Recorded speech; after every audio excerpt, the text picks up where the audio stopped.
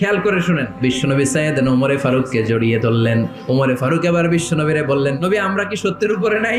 অবশ্যই ওমর, তুমি সত্যের উপরে আছো। ওমরে ফারুক বললেন, তাহলে লুকায় লুকায় আর দাওয়াত দেবো কেন? আমি তো কালিমা পড়ে ফেলছি, আসেন আমার সাথে বের হই। বিশ্বনবী বললেন, ওমর এটা মাক্কি জীবন, এখানে আমরা একটু গোপনে গোপনে দাওয়াত দিতে চাই। ওমরে ফারুক বলে, না, আমার দায়িত্ব, আমি একটা মিছিল দিতে চাই নবী। আল্লাহর নামের তাকবীর দিতে দিতে দারুল আরকাম থেকে শুরু করে মসজিদুল হারাম পর্যন্ত একটা মিছিল দিয়ে আমি মক্কা কাঁপাইয়া দেব।